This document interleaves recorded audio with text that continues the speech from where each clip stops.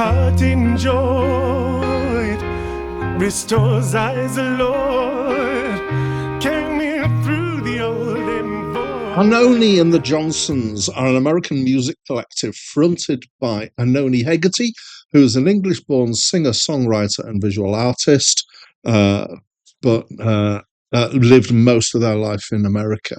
From 1995 to 2015, they performed as Antony and the Johnsons, and Antony was going by Antony at the time. They released 4 studio albums in that time. They renamed in 2023, and there has been 1 new album released since then. Hi, my name's Dan, and this is a review of The Crying Light by Antony and the Johnsons, now known as Antony and the Johnsons. This was their 3rd album, and it was released in 2009. And it's my first encounter with them. It's my first time listening to this album, therefore. And just to clarify one thing that I found initially confusing, the picture of a person on the cover is not Antony. It is a picture of Kazuo Ono, who is a Buto, is or was, don't know, a Buto dancer. So Wikipedia designates this as being Baroque pop. I'm not convinced by that. Acclaimed Music, who have curated the list that I'm working from of the 3,000 best albums of all time, which I'm working my way through, reviewing from the bottom to the top. And what number is this? This is position 1916. So I'm just over 1,000 through. Anyway, they have classified this as chamber pop and singer-songwriter. Maybe chamber pop is a better label. To me, Baroque pop is stuff like what's his name, Scott Walker, things that are kind of orchestral back, big pop stuff. Whereas chamber pop is, to me, more of a kind of close feel, several instruments, usually classical instruments, which is a thing that we've got here. So maybe, but my issue with that is it's not really poppy. So I don't think pop applies very much yet. It's predominantly slow music, and as I've just said, it uses classical instruments quite a lot. There's piano as well, and acoustic guitar, and occasional bits of electric guitar. There's little to no percussion except on Kiss My Name, which is a more rocky track. And to my mind, it kind of sits outside pop rock. It's more post-rock-ish, but more chamber, more chanson, even vocal jazz, possibly, or folk. It's got quite a classy feel to it, but it's definitely not. You know, if I called this rock of any kind, that would be wrong, definitely. So we've got all this instrumental stuff going on, which is generally quite slow, quite laid back, and quite delicate at times.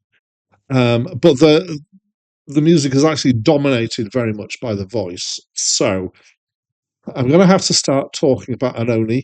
I'm going to call her Antony and use her, although at the time of recording, she was going by Antony and he. Or I presume he. I know that she changed pronouns a few years after this album. So it's one of those areas that's difficult. And I have another video on my channel, which is of Wendy Carlos's album, Switched on Bach, and somebody got upset with me because I'd listed it as being Walter Carlos, but that's what it was released under. So I hope nobody's upset with me because I've listed this under Antony and the Johnsons. I'll try and make sure that I've also got Antony and the Johnsons in there, somewhere in the description quite early. Please don't get upset with me. I'm trying my very hardest to get these things at least fairly right.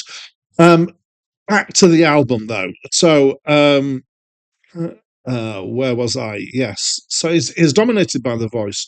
And I would say that this is partly why I'm finding this a difficult area. I would say that the voice is somewhere in between male and female voices. Now, let me try and explain that, which is that I know everybody knows what a Venn diagram is, and if you had a Venn diagram of male voices, maybe you got a collection like this. I mean, we'll do it more as a kind of lozenge shape. And at the really bottom end, we've got stuff like Barry White's and really deep male voices, and then you've got higher and sort of stuff at the other end, like Jimmy Somerville, who sings really high.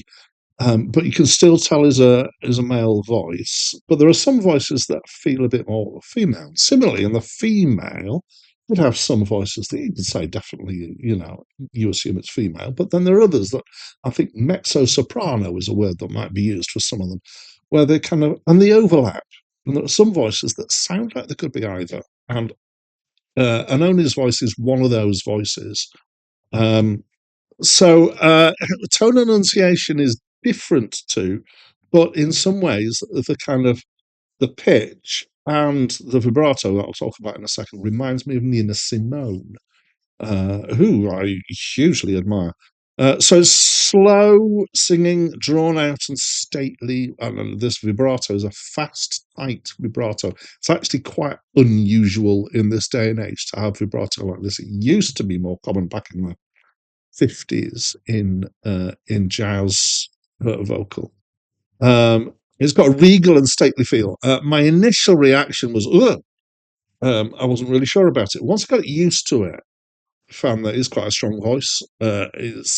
She's got good control, and there's often harmonies in here as well. So, which I assume is her singing along with herself. I'm not entirely sure.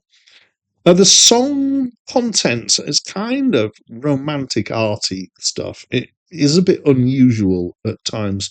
I was unsure looking at the name of the track Epilepsy is Dancing. I thought, isn't that a bit insensitive? I think they're using, she's using epilepsy as a name of a person here, which is, I'm not really sure, but it's arty. So, kind of unpicking it might be one of those things that deliberately done to have people having different interpretations. That's the thing that art does sometimes. Unusual, definitely. Is it my kind of unusual? Well, didn't hate it, but I didn't love it. But what I do like about it is that it's well made, it's well written, it's well sung, and it's unusual. It's a time when being unusual is getting increasingly difficult. Sticking out and being different to everybody else is not an easy thing either to work out what you can do that is different to something else, and then to actually sustain a career being different. Everything's kind of very compartmentalized with genres at the moment, to my mind. So, quite a bit of respect. Not my favourite, but I did like it a bit, a reasonable amount. So that's what I think of this album. And as always, I'd love to know what you think. So please, will you let me know by leaving me a comment? Well, that's it from me for now. I need another place. Will there be peace? I need another